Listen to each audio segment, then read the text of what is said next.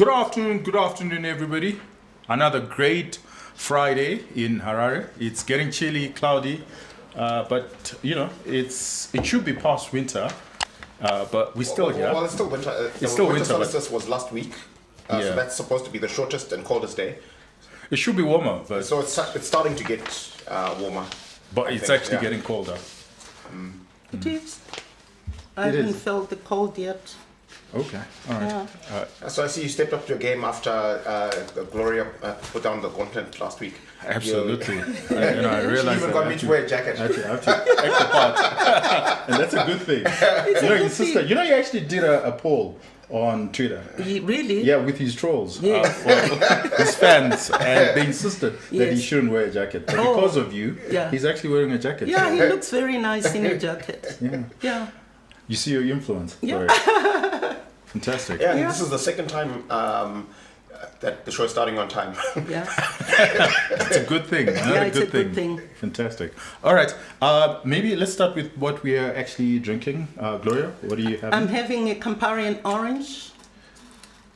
Yeah, so I thought I would join her.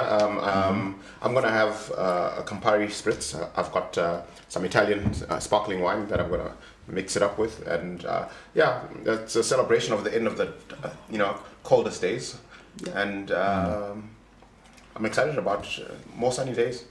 Fantastic. Well, I'm going to have an Earl Grey. This is from one of our viewers, straight from London. Wow. Fantastic. Just look at You're being spoiled. I am. You know, it's very easy to spoil them. Oh, yes. That's what you have to do. Wow. Okay. You seem to be having fun. Life is too short. Yeah, life is too short. It's too short. It's bound to be a great Friday. This is part 2 of our entrepreneurship show that we did last week. I think the feedback has been fantastic.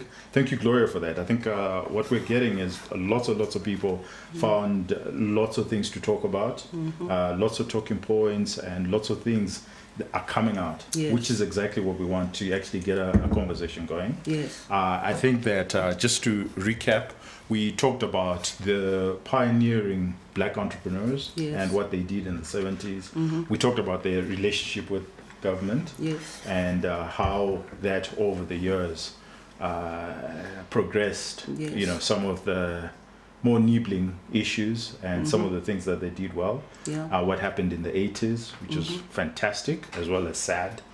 I think that for me, I don't know what you think, but the one thing that she highlighted that I thought was very important was that, just after independence, there was this fund that was supposed to pay or compensate the transport black entrepreneurs who had lost their fleet during the war. It happened before. Yeah, and then afterwards, they were asked to pay back. The Mugabe government asked them to pay back. It's called the First Republic. Oh, right. We are in the Second Republic now. So the First Republic, let's make that very clear. But there was also, I got lots of WhatsApp around that, especially a lot of the entrepreneurs who were at that time. Yes. And they also highlighted that there were new taxes that I think sales tax that was introduced that directly impacted your transporters as well. Exactly, and a lot of them were owing taxes from before and perhaps the new introduction of these sales taxes. And again, there was, for lack of a better word, there was aggression in collecting those area taxes. Where government could have made concessions and come up with reasonable paying times, they were forcing them to pay their taxes like on time, like a 30-day situation. And of course that created cash flow problems, and a lot of them found themselves folding. So we also made the distinction between the black entrepreneurs and the white entrepreneurs who, as the economy actually opened up for the white entrepreneurs, it was a great time for them. It was a great time because in the past, when you look at the history of, if we can just take, I think, UDI from 1966, right, to perhaps 1979, business people, including farmers, white farmers in Zimbabwe, were cushioned. UDI survived in Zimbabwe because the government put in a lot of money into agriculture and the private sector to prop up business because of the sanctions. And then when you look at the first decade of independence from 1980, whilst the pioneer entrepreneurs were experiencing a lot of challenges because they were not getting the desired support from government, the white businesses were actually entrenching themselves.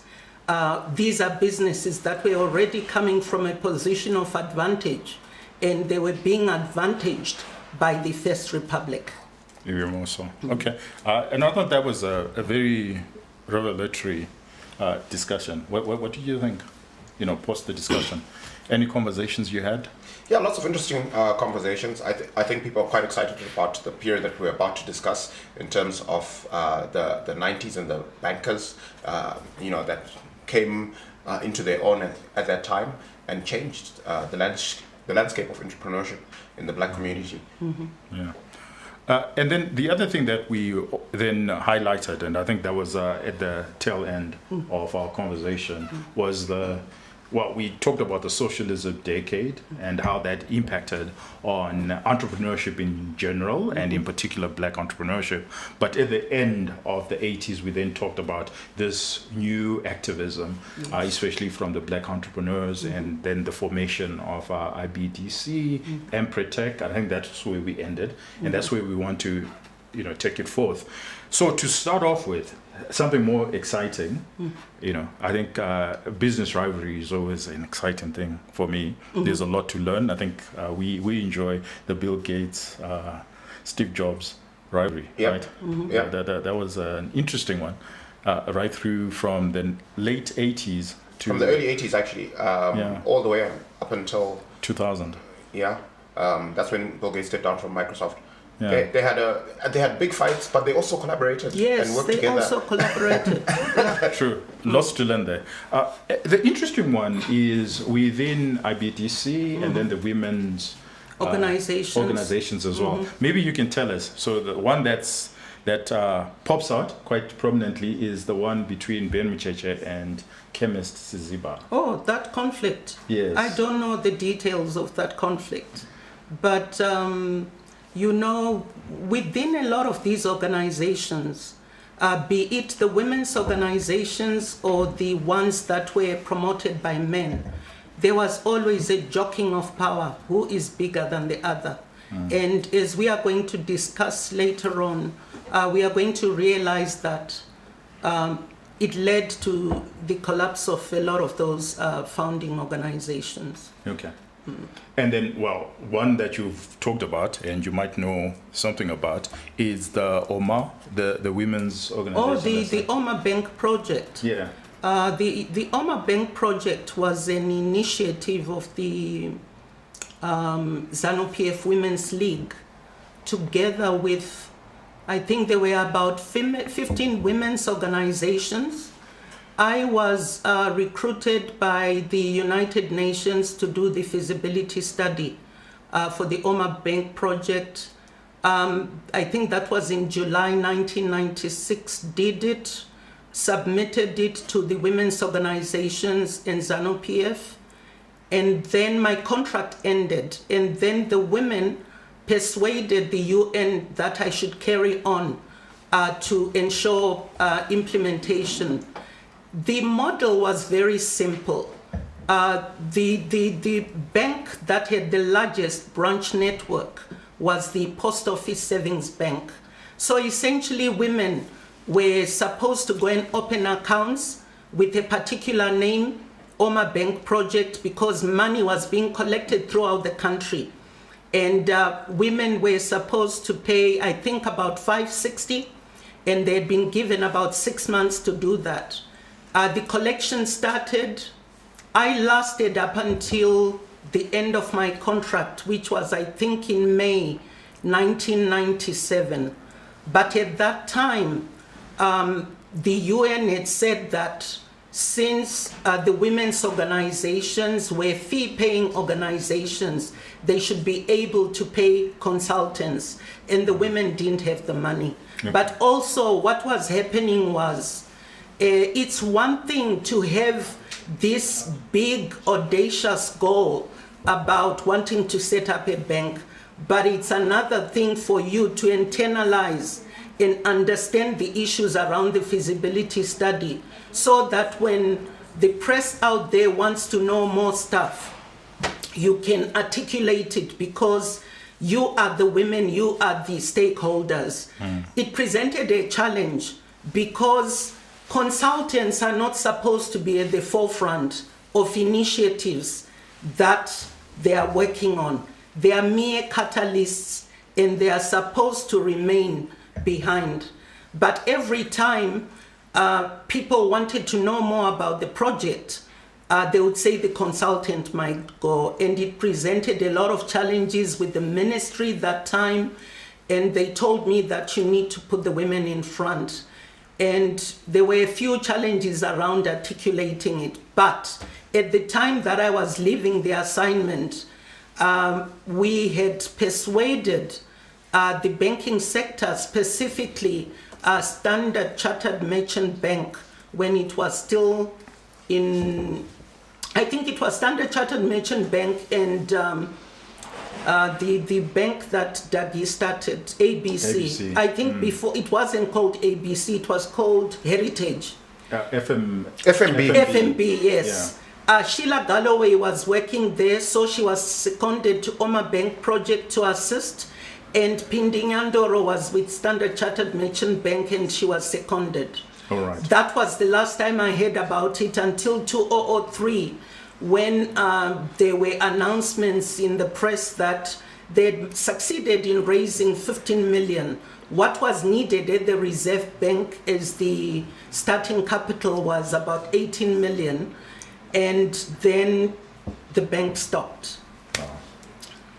Interesting. And okay, so what you term 1990, you called it the reorientation decade, the rise of a new breed of entrepreneurs and the beginning of failure. And in terms of failure, the one thing that you already highlighted was how the government of the day then, the First Republic, gave 100 million and then an extra 300 million, and a lot of it was blown away. People spent it. But what arose from that were a number of entrepreneurs that then succeeded. Yes. And that actually birthed this new breed of entrepreneurs, whether in banking sector or elsewhere. And that's what we want to discuss. But maybe to give us a bit of color, tell us, your banking entrepreneurs. Can you name them? Do you remember? Can I think chronologically give us what happened? Roger Boka was probably the first player there, although his banking project ultimately failed quite early. Was it Roger Boka or Vingrai? I think Vingrai was probably the first one. Yeah. And with Intermarket. Intermarket discount was probably the first one around 1990, 1991. And then NMB was founded in 1992. Mm-hmm. Yeah. And then after that, you had the Bank ABC. Bank ABC was 1996. That's when they formed Heritage. Okay, but and then they merged with FMB much later. Then, because William Nyemba was he was the founding CEO of Trust of NMB. And then NMB. Julius Makoni came back and decided that he wanted to be CEO. Okay. And and William didn't care for the demotion, so he left. And then he started his own bank. And that's why he called it Trust. Also, we continue going on. So then you had, after Trust you had ABC at the time, and then in 2000, I think that's when Interfin was born. Have I missed that? Oh, then there's Kingdom. Actually, came before that. Kingdom came in 94, I believe. Okay, so that was one of the earlier ones. Yeah. As a stockbroker. And it was that. They had that program, Making Money Make Sense, and that was quite inspirational. Yes, and they got people excited and interested in capital markets in a way that nobody's really doing today, actually, sadly. Absolutely. If you think about it. And so they expanded from their stockbroking business to merchant banking business. And you had other smaller banks like Royal Bank, Rapid Discount House, Time, NDH, exactly. And then ENG. Yes. So the question I have for you, and this is what gets me excited, is if you think about it, during that period, we can name at least 20 financial institutions that were formed, and what that actually meant is liberalization of the financial services, which meant more and more capital for the black entrepreneurs. So we can actually say that it was the golden era of Zimbabwean entrepreneurs. But the question I have for you is this: what was the story? What was happening? Can you give us color and some breadth of what was happening at dinner parties? When you guys would have dinner parties, or you'd have barbecue or braai or whatever, what were the stories? What were the memories? Can you just help us to capture those moments? Well, this was game-changing for the financial services sector, because for the first time, blacks were allowed to participate in banking. What that meant is the very obvious. There was more variety of banking products. You could move from one bank to the other. Other people actually did that. They were going around the banking sector, getting loans, some of them unsecured, and starting up businesses.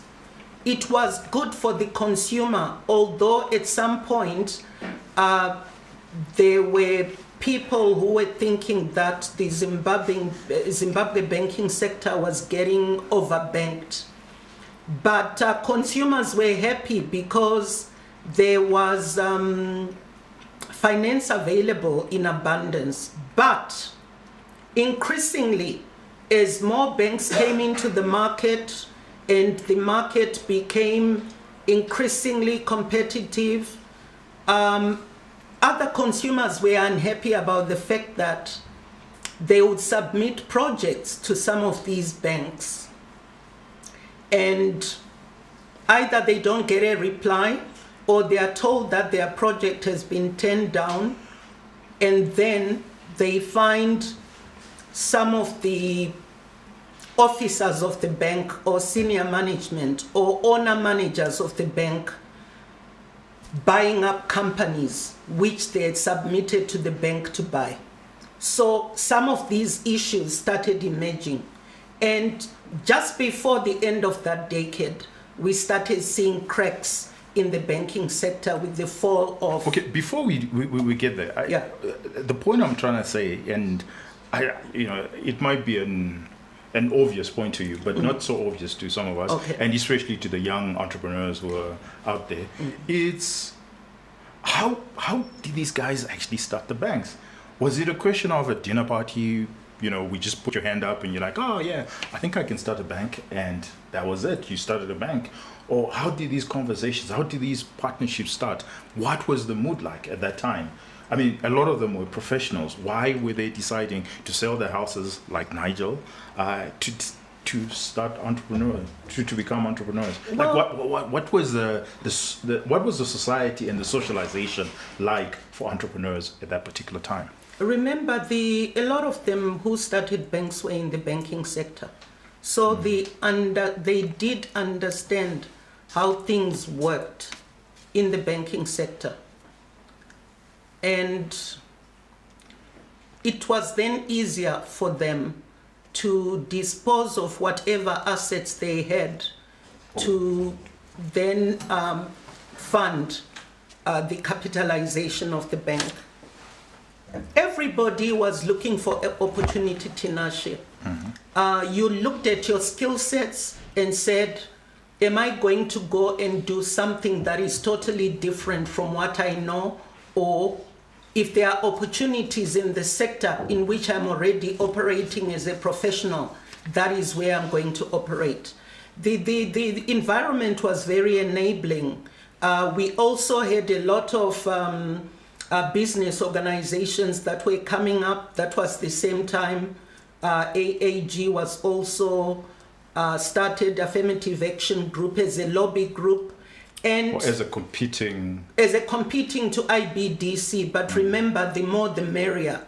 It's very easy to ask the question, why didn't they join IBDC? But we needed more voices that time. Also, women's organizations were very loud. That's why they were able to mobilize financing to set up that Oma Bank project. So it was a season of hope. It was a season of seizing opportunities as they presented themselves. It was a season of people who were young and old coming together, deciding on what sector to enter. And for that particular season, it appeared that most of the sectors over and above banking were open to black people to participate in, given what had happened during the previous decade, where there was no activity from black entrepreneurs. Okay. Would you classify the Verve and the moment of that time? Maybe something that we can identify is people moving to the diaspora, right? Like there was this moment, this wave, and I remember it from 99 to maybe 2003, where people just, wherever you were selling your house if you had a house, or you were just deciding, you know what, I'm leaving this place. And almost everybody, that was at the dinner table, that was the discussion. It wasn't about starting a business, it was a verve to just move out. So I think the crowd that had that mindset is the younger professionals who were very hungry and ambitious, and for them going into the business world as looking for their first job, it wasn't exciting. It looked like there weren't great opportunities. They weren't going to flourish or grow. It was, if they could emigrate to South Africa, to the US, to the UK, it seemed to them, to that cohort, that those opportunities were much more exciting.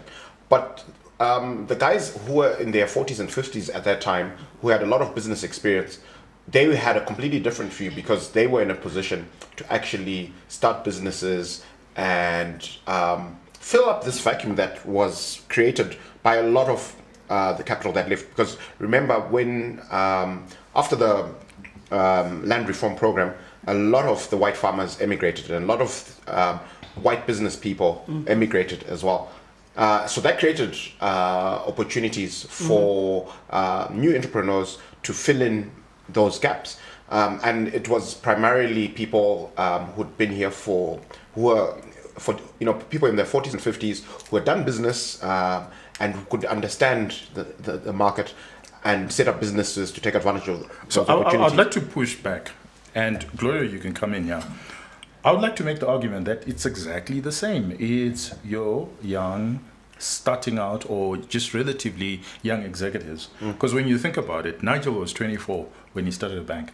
When you think of James Mshore and Julius Marconi, now they're in their 60s. In 1991, 1990, they would have been in their late 20s, early 30s. Yeah. Farai Rodzi was 28. So these were young adults, young executives. Yeah. So I think it's exactly similar to that wave of young executives who saw that Zimbabwe had no opportunities and then decided to leave the country. It's always the young executives.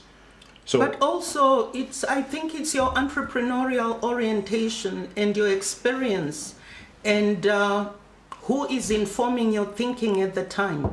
But remember, the early 90s, whilst we can call 1990 to 2000 the golden decade, the early 90s had a bite to it, because it started off with ISAP. And ISAP was painful to the majority of people. That's why this cohort of young professionals probably left that time. But like I always ask the question, who is informing your thinking? There was another cohort of people who saw the future in Zimbabwe. it's really never a good option to go to other countries, even if you are legal there, and be a second-class citizen. You want to try things, fail and succeed in your home market before you try other things in foreign countries. So this cohort that left, they left post-1995 or during 1991 and 1995 because of the bite of ISA. But the ones who stayed saw the opportunities that were now in the marketplace, particularly in banking. There were also, like what Rufaro has said, white people were leaving and they were selling their companies, and a lot of those companies were viable. There's deregulation of the banking sector on one side, and there are all these opportunities available in the marketplace for you to buy. The finance is available. Why not stick around and participate in that new vision for Zimbabwe? Talking of bites, the producer has outdone himself again. We actually have a cheese board here, a platter. I'm told it's called charcuterie. Yeah, charcuterie board. Charcuterie board. Yeah, fantastic. I'm looking forward to this. Apparently, this is by Libby, who's a friend of the show. Wow. Thank you very much, Libby. Thank you. And to anyone who's interested in this, her number is 077-2398-356. I'll say that again. 077-2398-356. Get in touch with her. That's great marketing. What do you think? It's lovely. Yeah. I wasn't expecting it. I was happily surprised. Yeah, it looks good. It does, huh? Yeah. Yeah. I know you want to dig in. Yeah, absolutely. Okay. Yeah. I'm going to grab something for sure. Gloria, please. Yeah. Right. Fantastic. Great entrepreneurship. Yes, definitely. Why not? Looks beautiful. I'll take the cheese. All right. So just to move on, let's talk about the relationship between the early entrepreneurs and government. So two very prominent individuals there. One is the relationship between Mutuma Mawere and government, and the other between Strife Masiyiwa and government. Strife Masiyiwa started Econet, before that retrofit, but we'll talk about Econet, which he started in 1993, but he only got a license 5 years later in 1998. Why did it take 5 years to secure a business license? Would you like to, again, give us color of what was happening at that time? When you were sitting and you were reading the Herald, I suppose it was the Herald or the Financial Gazette at the time, and you were seeing this buccaneer, a young entrepreneur, fighting it out with government. What were you thinking? What was the moment like? What were people... We just thought that he was very courageous, because anybody with any sense, when you ran a financial model of what setting up the first mobile service in Zimbabwe represented, you knew that this guy in a few decades would be the billionaire he has since become today. And I think in the corridors of government, they were very fearful about this initiative and what it represented for not only business in Zimbabwe, but for the politics of Zimbabwe, given the thinking that they had come back with from the war. So he struggled. And by the time he got the license in 1998, there was a lot of sympathy for Strife. And also, I believe I'm not very sure about when the parastatal that came up with their own mobile service. Was it Net1? PTC. It was Net1. Yeah, Net1. And basically they set up because of Strife. Yes. It's actually quite a remarkable story, if you don't mind. Please go ahead. The anecdote, because Strife worked for PTC, and he attended a conference where they spoke about mobile telephony being the future of telecoms. Yes. And he actually came back and he presented to PTC this idea that, look guys, this is where the world is going. We should actually be thinking about rolling out a mobile network. And they kind of laughed him out of the room. They didn't take him seriously. But this idea, he was quite passionate about it. And he set up Econet, and he was pushing for licensing. And while they were frustrating him, over those 5 years, they didn't realize that, okay, maybe he's onto something. Yes. So it was a delaying tactic so that they catch up, you see. And then they set up Net1, and I think Net1 had a good 2-3 year head start on Econet. And, it's just remarkable to me, and it speaks to the difference between an entrepreneur who owns his business, has skin in the game, is driven, and an institution run by bureaucrats. Yes. Because even today, more than 20 years later, Econet has got much, much bigger market share than Net1. Yeah, true. So the question I have for you, maybe it's a sociological or anthropological question, is why was there support for Strife? Was it because he was a victim, or also a result of the end of the honeymoon?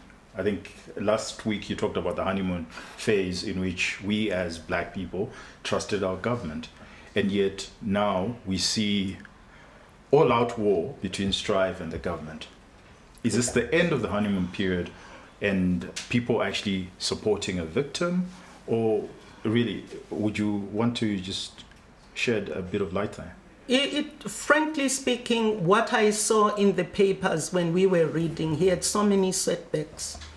There was a lot of litigation that was taking place at the time, and we always thought that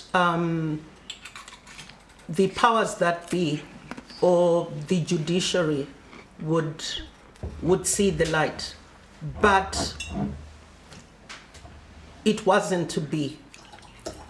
And then eventually, we understand that he approached Dr. Nkomo, and apparently Dr. Nkomo then pleaded with the president. And on that basis, the license was issued. But who starts an operation trying to get a license, and then it's in the papers, it's in the courts, and you eventually get it 5-6 years later? You get the sympathy vote from the consumers. From the consumers. And Econet then just flourished. And for the longest, they've always said that when you look at most of the operations that he set up outside Zimbabwe, Econet was the most profitable because he controls the largest market share in Zimbabwe. But when you also look at the fact that because of his operations in Zimbabwe and his operations offshore, he has since become a billionaire. And basically, he has shown that you could set up something so viable and become a multimillionaire or a billionaire. But remember, we must never forget the first decade between 1980 and 1990, where they are informed by Marxist, Leninist thinking. And it's always about keeping people down, because a person like Strife, if he were given a level playing field in this marketplace and he can campaign for power, if people like the message that he's delivering, he can win the election. I'm now also sure. Imagine when you've got Tinashe, you've got Rufaro, you've got Munya there. Now you've got 20 billionaires in Zimbabwe. What does that mean to the political establishment? Well, I'm not so sure I agree with you. I mean, if you think about what's happening in America, Bloomberg tried. Yes. He's a billionaire, and he lost to Biden. Phenomenally, actually. But, we'll discuss that further. The other thing I wanted to highlight, and I thought was a curious thing, is how Strife Masiwa, you say, he was helped somewhat by Joshua Nkomo. So there were a number of people within government who were not exactly subscribers of the Marxist-Leninist policies. I mean, Strife, now a lot is coming out. We know that it was actually Zobwo who encouraged him to go to court, who picked up the one line in the Constitution that actually allowed Strife freedom of information. So there was a line in our Constitution that said anyone has the right to freedom of information. And that one particular line was actually picked by Zobwo at that time. And he said, you know what, if you're going to Constitutional Court, this is where, is the heart of the matter. So a number of people within government thought we're sympathetic to we're his extremely cause. sympathetic to his but cause. Dr. Nkomo has always been known as a businessman. If you remember, he was the first president of ZAPU before there was a break between ZANU, before people moved from ZAPU to form ZANU. Those who moved during that time in the early 60s always knew that Dr. Nkomo was a businessman. Okay. He understood market economics, he understood the private sector, what it can do to society, and he remained constant to the end. But then again, let's look at the very same period where Strife was struggling. You remember last week we touched a little bit on the scandal that led to one of the ministers, Nyagumbo, committing suicide. There was a yearning within the First Republic, the decision makers within the First Republic, to also participate in business. But because they had signed, what was it called, that code? The leadership code. The leadership code. They had to subscribe to the regulations of the party.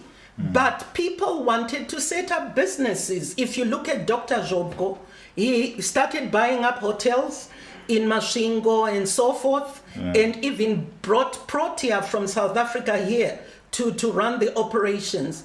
There was a quest to get into business because those who knew understood that the majority of people who represent black people cannot be left out in the, to be pathfinders and champions and masters and mistresses of their own destinies. You deserve a bite after that.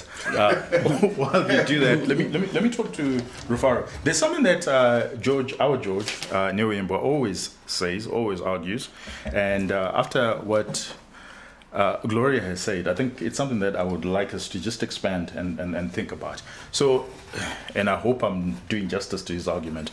It's the argument goes something like this: that actually Zimbabweans pre-colonial times have always been capitalist. And I think the colonial government just made them choose the other side, which was Marxist-Leninist, not necessarily because they believe in it, but because that's the only way they could get funding to for a liberation movement.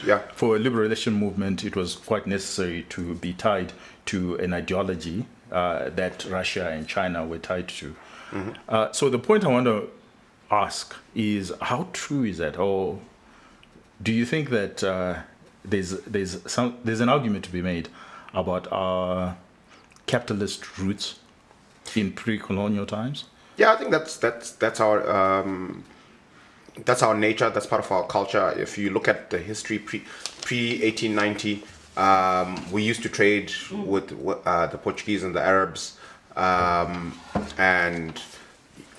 we've always respected those who were able to do better, have a bigger herd of cattle. You could marry more wives. There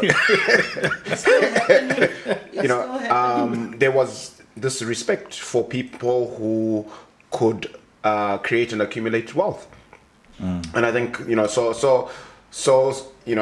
socialism does. I don't think it does well in our culture,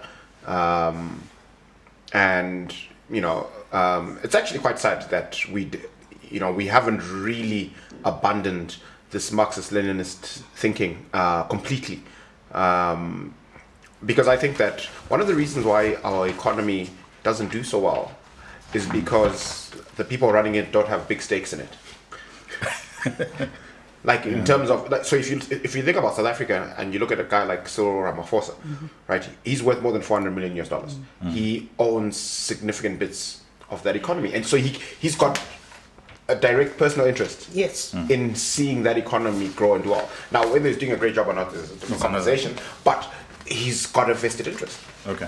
That's an interesting one. And Gloria, I'm going to take you out of Zimbabwe for just a slight bit, because of something that Rufaro has said. And it's something that, our good friend Ibo Mandaza always argues. And sorry, I'm using people's arguments, but I do listen when people make arguments, and these are things that I mull over quite a bit. But he argues, and I want to hear what you think, is when you look at the Kenya black business people, when you look at Nigeria or across Africa, there's in Marxist terms, because he is a Marxist, there's a black bourgeoisie class, and they have national interest. They're nationalistic, using again his terms. They're extremely nationalistic. They're there to ensure that the country actually develops, and the political class understands these black bourgeoisie class. So you find that whatever happens in Kenya, it's for Kenyans, and Kenyans are the ones who are actually driving that economy. They're not taking money out of Kenya and building mansions in Dubai, something that we've been accused of. What are your thoughts on that? I think the question you are asking is multi-layered, because when you are in business and you are operating at a certain level in business, you are considered perhaps a conglomerate or a large-scale operation. It would be foolhardy to not protect your interests and start interfacing with the decision makers. Also, you need to understand that a lot of people who make regulations in government or who make policies that affect the private sector, a lot of them have not even run a tuck shop. So and when you look at our politicians in Zimbabwe, actually, most of them came from the war. We've got career politicians who have been in government since 1980. And the businesses that they've run being in government, influencing processes, but they've never been at the coalface of business without political power.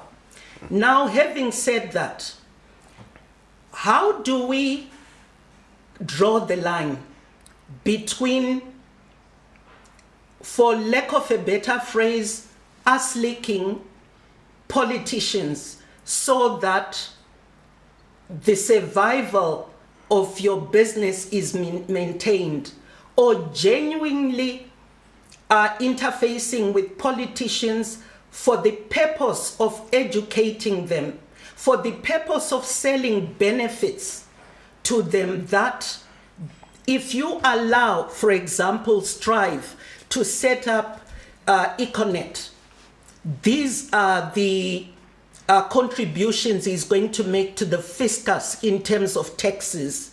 There's income tax for the employees, there's tax, VAT for the products we buy from there, and then there's company tax. All those things accrue to government. Where then do you draw the line?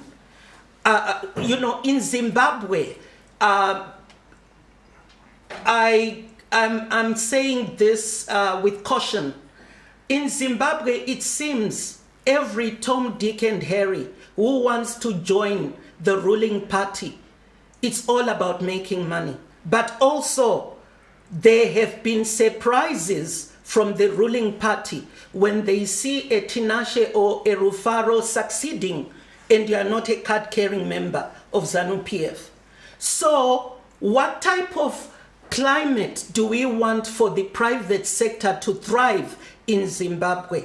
Do we want people who are always paying homage to the government, or we want independent thinkers who interact with government as equals? I believe that during the first decade and part of the second decade, when you look at cabinet during that first republic, Mugabe was interacting with equals. You had the Dr. Chizeros, you had the Jobgos, the Nyagumbos, the Kangais, you name it. They were interacting as peers. As we are now moving to the Second Republic, I do not believe that. There are people who actually can sit with certain people in government and tell them that we are going wrong here for these reasons. There was a time, I think it was during the reorientation decade, 1990 to 2000, when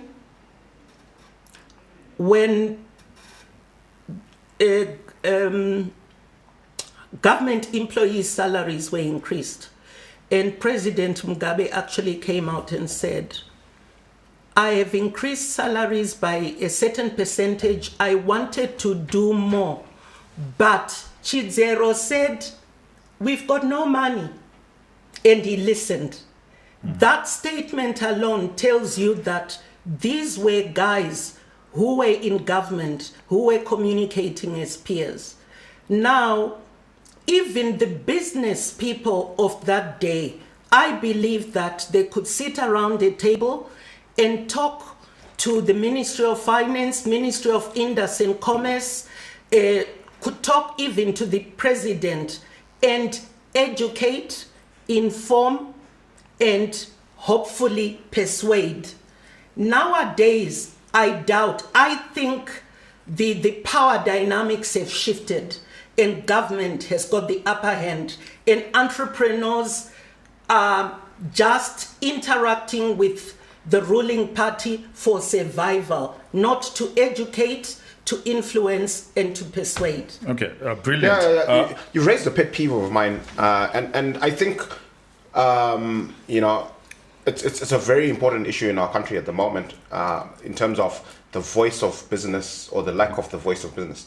And then just to reiterate what you're saying, just recently in South Africa, one of the richest people, Patrice Motsepe, came out and he said, look guys, if we don't fix this electricity thing, we're going to be a failed state. Now, can you imagine a prominent entrepreneur, business person in Zimbabwe making a statement like that? Yes. It's unheard of. Okay, so on that, what does it mean if our most prominent billionaire is not living in the country, is actually in the UK? What does it mean then for business? Tinashe, you must tell us. You must tell us what that means, because it would appear on the face of it, without enough information, that perhaps living in a country like Zimbabwe could be a security risk. That's number one. Perhaps it's not. But also, we hear some years ago in the press, we heard about certain politicians being paid to provide security services or protection services to business people, black or white, here in Harare. What does that mean for somebody perhaps who doesn't want to pay those protection fees? Perhaps you relocate to another country and you leave your business to be run by professional management. So these dynamics, like I said earlier, it's a very layered conversation. And if we start unpacking it, perhaps we'll be opening up a can of worms. We're not in the habit. But there's something I just want to push back a bit on the Kenyan, Nigerian entrepreneurs, and why in Zimbabwe particularly, your political colors mean more than your interest. And I think that, borrowing from the Marxist thought, and I'm borrowing from the Marxist thought not because I believe in it, but just so that maybe the audience, because they've been fed a lot of Marxism, they will understand it better. But there's this notion that there is no business interest, that what we need, the common denominator, should be business interest. So there shouldn't be any difference between a ZANU-PF, MDC, Triple C, whatever hue of political colors you wear, but your business interests must be the same, because they are the same. Yes. You want to make money. Even there's no difference between a white businessman and a black businessman. There's no difference between a multinational and a local company. And there's no difference between your money, Rufaro's money, or Mr. Dankwet's money. Absolutely. It's all the same. It's all the same. So it's this idea, or the discourse has not been happening enough to actually say that actually it's not the political interests that matter. It's actually the business interest. Because you will tend to find that I will have more in common with a white businessman, with a woman businessman, with anyone, even a Marxist businessman will have a lot more in common, because there's this thing called interest, business interest. And we're not really pushing hard on business interest. We tend to push hard on political interest and not business interest. Whereas in Kenya, after the horrendous 2007, period. The violence, you mean? The violence, business would sit around with the politicians and say, guys, this this doesn't work. And then the politicians can actually separate, can say, you know what, I can see how it can work from a political perspective, but I'm also a businessman. And from a business interest, this doesn't work. So I take that, when you look at Zimbabwe and when you look at Kenya's moment in 2007, business interest trumped political interest, such that they've been on a different discourse to everyone else in Africa. Whereas in Zimbabwe, after our moment of madness in 2007, we have gone back 3 times. We haven't learned. And I think the reason why we haven't learned, and I'm purely borrowing the Marxist term so that maybe the audience can understand, is there's nothing called business interest. There's political interest. There is. We've moved from business having a symbiotic relationship with politics to where business now has an incestuous relationship with politics, and it doesn't work. And that is why you find even those in Zimbabwe who are doing extremely well in business are not willing to come out there and be role models for young people.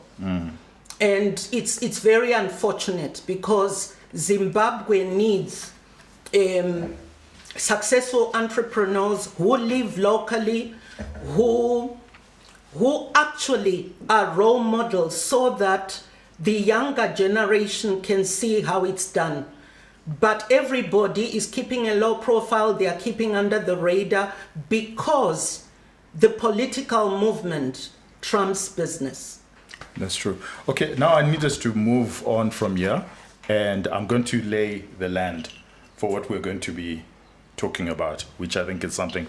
It's when you look at 1980, The informal sector was just 10% of our economy. By 1987, it was 20%. By 1991, it was 27%. By,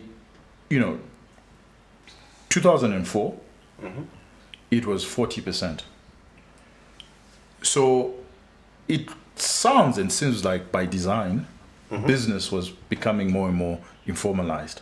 That government was crowding out business.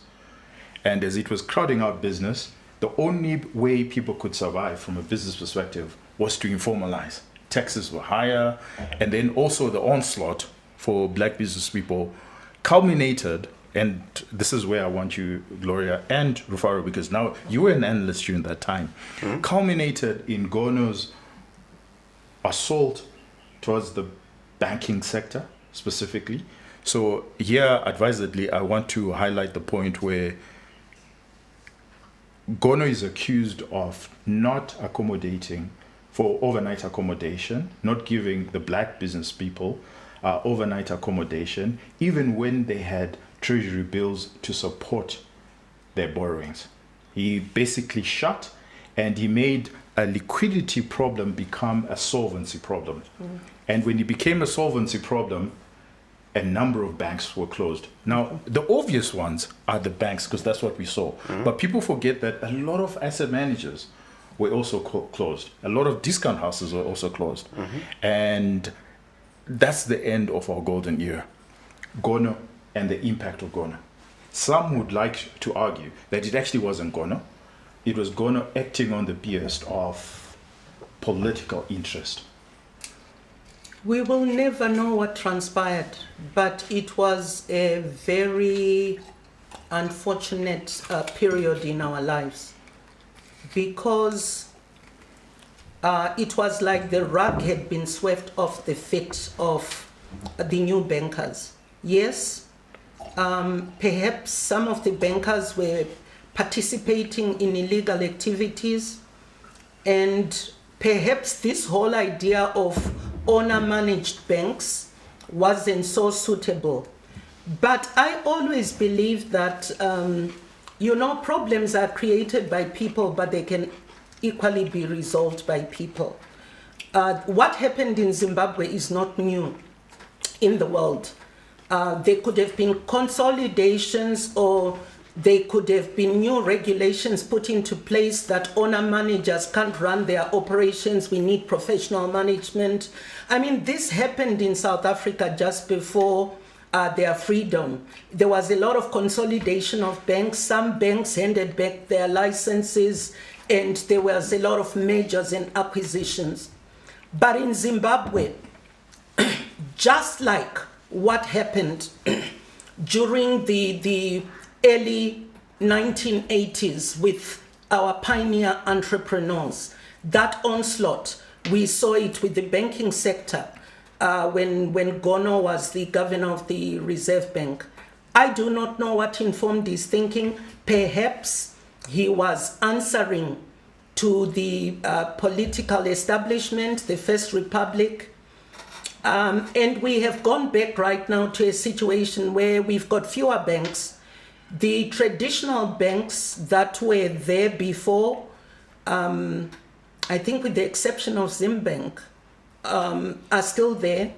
And we've got, I think, ABC and NMB, and which other one are there? But FBC.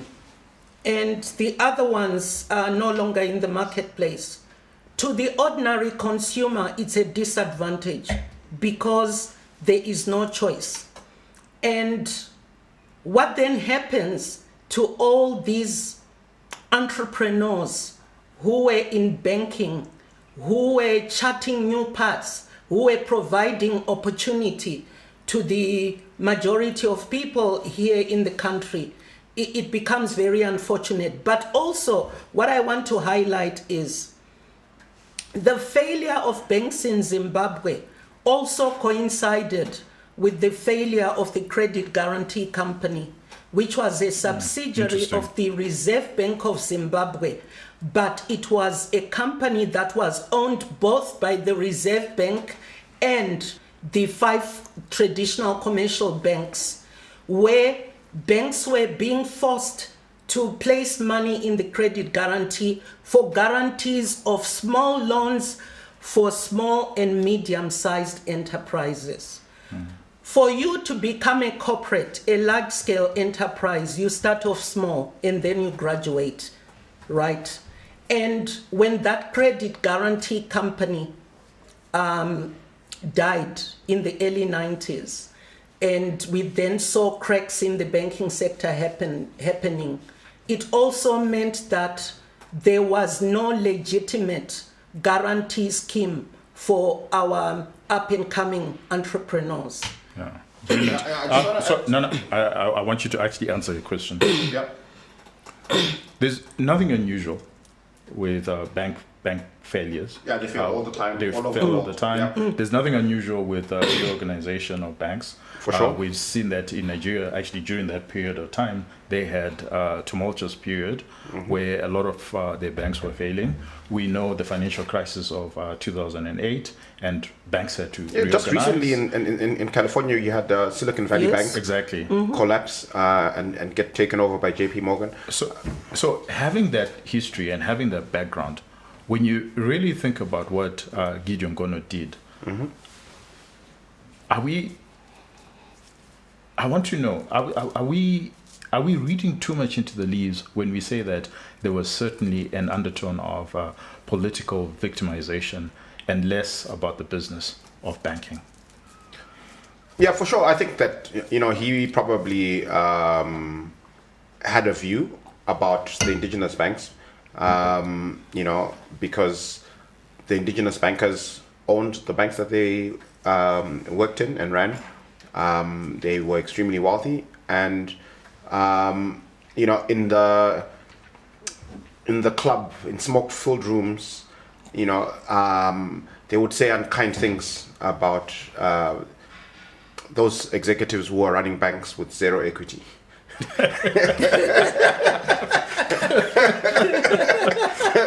Yeah, it's so true. So he would have felt a certain level of resentment and bitterness towards some of his colleagues who would have said these things, about employee managers. And certainly you get the sense that that's partly what motivated some of the attacks to banks like NMB. NMB never had any issues, but they obviously had a big fight with the Reserve Bank and they had to leave. But, when you interrogate the numbers, the bank never had a liquidity problem. It never had a solvency problem. But even if it did have a liquidity problem, the point is the central bank is essentially the lender of last resort. Exactly. So if it abrogates that duty as lender of last resort, what do you expect the market to happen? So I think that, or maybe the argument, let me not say what I think, but the argument is certainly Gono had this political sledgehammer and he was told to clean house. Yeah, so look, I mean, I could be wrong and I'm speculating because obviously I don't have access to his, to his mindset at the time and why he was doing what he was doing. But if I was to guess, my best guess is that it wasn't, I don't think it came from the world of politics. I think it was his personal view that these guys had been unkind to him and he needed to put them in their place. That's the view that I would go with.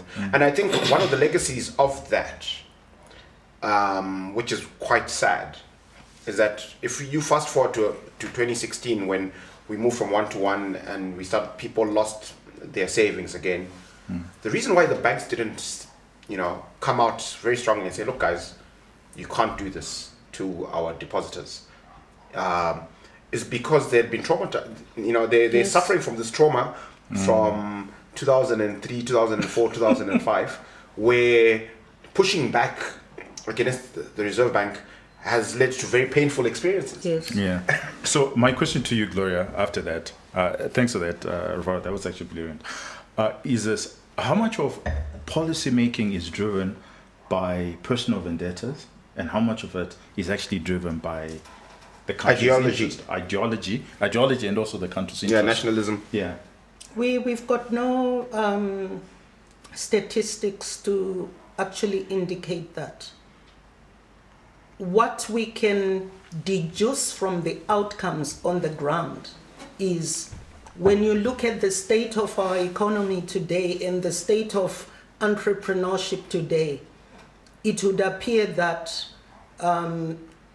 it's deliberate people who are put in positions of power who drive their own personal agendas. Otherwise, if there was no personal agenda, the complexion of this economy and the complexion of entrepreneurship in Zimbabwe would be different. Okay. And subsequent to that, again, taking and borrowing from what Rufaro has said, something that I'm quite interested in is when you look at the banking sector right now, it's only total loans and advances. It's now closer to 1.2, 1.3 billion US dollars. That's a small bank in Kenya. Yes. Right? We used to be bigger than Kenya, but that's a small bank in Kenya. That's also lower than what Zimbabwe had during the GNU. So during the GNU, our loans and advances were closer to 4 billion US dollars. But now that's been reduced to 1.3 billion. And yet you don't hear the banks crying out. So this is, again, stifling by other means. So maybe Mangujga doesn't have the sledgehammer that Gono had. Maybe he doesn't have the personal vendetta that Gono had. But certainly the outcome is equally the same when you think about just how tiny the banking sector is now. Where a smaller bank, for our audience, to give context, if you go to Kenya, the largest bank in Kenya, which is Equity Bank, which is owned and started by a black entrepreneur, their total loans and advances are now closer to 8 billion US dollars. Right? That's just one bank. And here, the entire banking sector, that was so entrepreneurial. Like that used to compete. Doug Mnatsi used to talk about how when he started Bank ABC, EcoBank was being started in West Africa. Yes. They were competitors. When you think about Strife Masiwa, he was starting mobile telephony in Nigeria. So while it is true that the banks and their management are not in jail, they're not out there, but they've been reduced to moms and pops, if you think about it. Yeah, but also we need to unpack this in its entirety. One of the reasons why Dagi Munatsi and Chidao's bank, now ABC, one of the reasons they succeeded was because they dared venture out of Zimbabwe. There is a tendency of our entrepreneurs in Zimbabwe to like to stay in Zimbabwe and become big fish in a small pond. And when political risk is very high, you are concentrating the factors against which you can fall anytime. But when you venture into other markets, those markets can cushion you if back at home there is political trouble. And in fact, when ABC ventured into new markets, one of their most profitable station was Mozambique. And we were guarding the pipeline when Renamo was busy fighting Samora Machel. Zimbabweans are so welcomed in Mozambique. Mozambicans look at us as if we are brothers and sisters. Yet, a lot of Zimbabwean companies don't want to go and operate in Mozambique for many reasons, but I think the predominant one is language. But there are many ways of getting around language. With ABC, they utilized the services of AMSCO. AMSCO is a subsidiary of the IFC and the United Nations, where they will look for expertise throughout the world and second it to your operations. And ABC was successful in Mozambique because they got Portuguese expertise from Portugal. But Gloria, we're going back again to the same question, because one could also argue that's the same thing with the DRC, where we actually fought a war, we won the war. And we are not there in business. We're not there in business, but it's because there is no national business interest. Yes. There's a political interest. So when you think about what happened in Mozambique, as far as Zimbabwe is concerned, it was successful because there was just political interest. Yes, you're right. What is predominant and what dominates in our discourse is political interest. It's not business interest. But it's also business's fault. I don't think it's just the politicians. I think that business has been quiet. It has acquiesced. Yes, I for sure there are conflicts where people. There's certainly people in business who have relationships in government and are not going to speak out because it will hurt their interest. But for the rest of us who, for the most part, are independent of government business and we're just purely operating in the market, there's this, I find when I interact with people in leadership in business, that there's this unfounded fear that if I put my hand up and say policy A isn't working, I'm going to be seen as a political animal and I'm going to be persecuted as a political animal. And the point, the counter that I labor to make, and I want to make again here, is that actually what's good for business is good for the politicians running the government of the day. Yes. Right. Our interests there are aligned. It doesn't matter who the personalities are and what their party affiliation is. What's good for business is always good for the government of the day. So we should be able to have that conversation without worrying about politics. But that's, so I'm going to push back a bit, and I'm arguing that conversation hasn't happened because when you go into the DRC, what we have there are political interests. When we went into Mozambique, what we have are political interests. Yes, but when we went to DRC and we went to Mozambique, what the business community should have said, okay guys, you guys are doing this for whatever political reasons. Yes.